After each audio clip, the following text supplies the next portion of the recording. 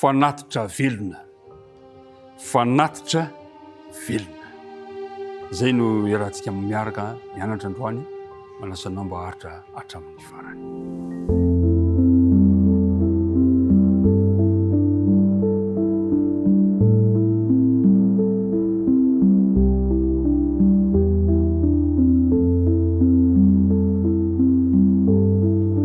Miaraba antsika rehetra amin'ny anaran'i Jesosy indray tafahoana soamatsara amin'izao talata fa 7 volana janoary izao mandeha ny fotoana. Kanefa azo antoka fa mandeha ihany koa miroso ny fanarahantsika an'Andriamanitra. Tonoana mandrakariva aminao ny fiadanany tompo. Ankehitriny ary dia manasanao hiaraka hivavaka raha hanomboka ny fandiniana ny ten'Andriamanitra isika. Tompo Andriamanitra io. Indre zany hafalianay fa mahatsapa ny fitantananao, mahatsapa ny fombanao, mahatsapa ny fitiavanao anay. Misotranao izahay satria tombontsoa lehibe ho anay izany.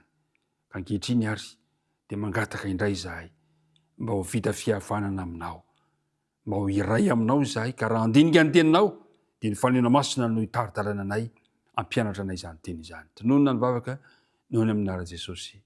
Amen. Andeha le andininy natao tadidina no iarahantsika manomboka. Lavalava ihany fa misy ezaka misotranao amin'ny ezaka izay iarahantsika manao. Filipiana 2 ka ny andininy 4 sy ny 5 manao hoe ataovy ny zavatra rehetra tsy amin'ny fimonomononana sy ny tsy fisalasalana, mba ho tsy manatsiny sady tsy misy fitaka ianareo dia zanak'Andriamanitra tsy manana didy eo amin'ny firenena meloka sy maditra, izay isehonareo tahaka ny fanazavana eo amin'izao tontolo izao. Afatra mafonja izany, antso mavesa-danja izany apetraky ny apôstôly Paoly izany. Fanatitra velona.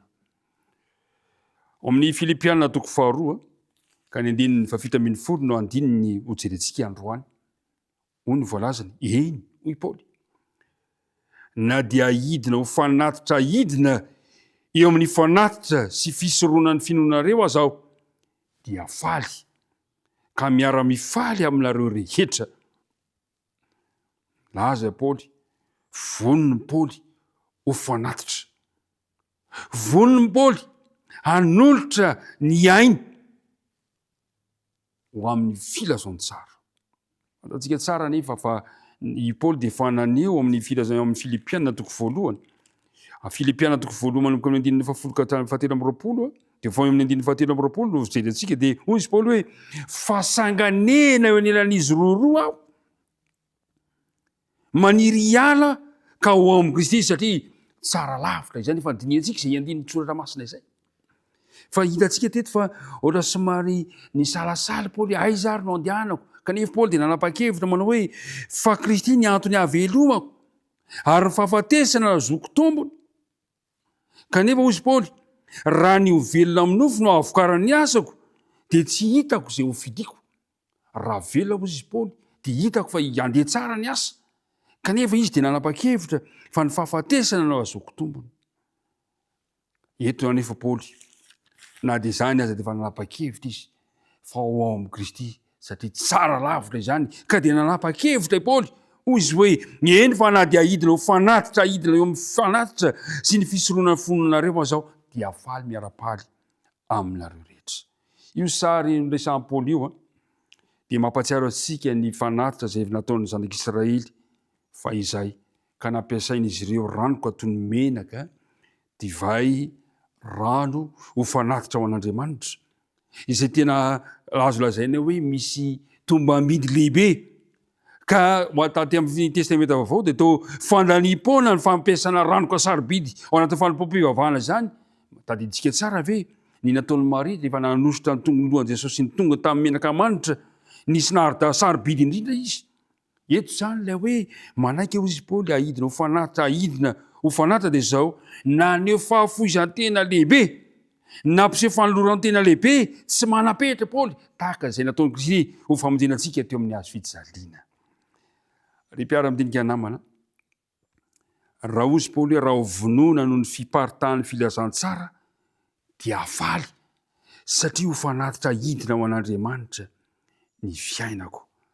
Iverin'ny Paoly zany fa ny fanoloran'ny ainy no mameno ny fanatitra sy fisoronana ho an'ireo mpino tany Filipi zay nifidy hanokana ny fiainan'izy ireo ho amin'ny asan'Andriamanitra amin'ny alalan'ny finoana. Ry mpiara-midinika namana, izay fanapa-kevitra ny raisin'ny Paoly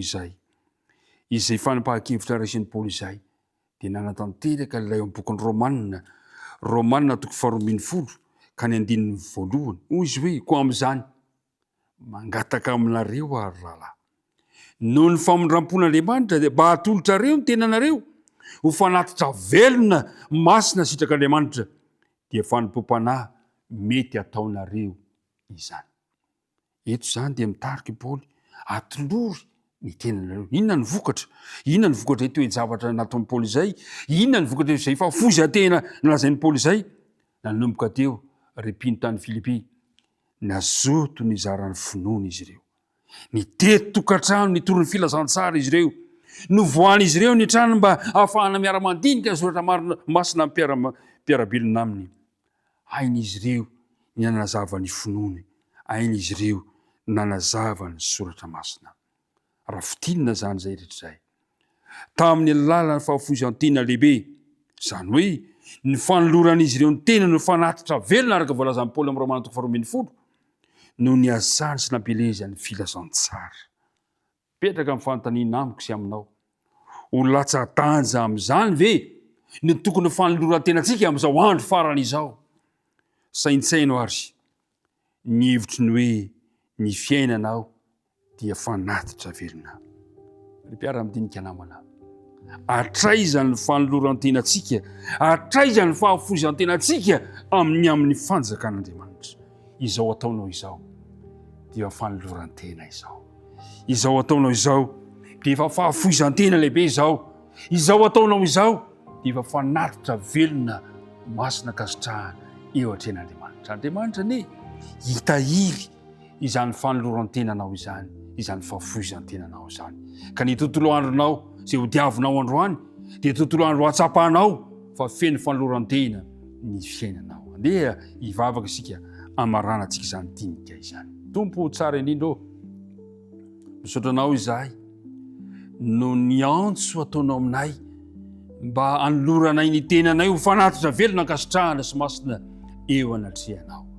Tompo, mangataka anao izahay ampitoery mandrakariva aty am-ponay ny fanena masina mba hahatonga anay hanolo tena mandrakariva, hanana fahafozan-tena eo amin'ny fanatanterahana ny asanao. Dia mitahiny tontolo andronay, aza mahafoina masaraka anay. Tonononay ny vavaka nohony amin'ny anaran'i Jesosy rery ihany. Amen.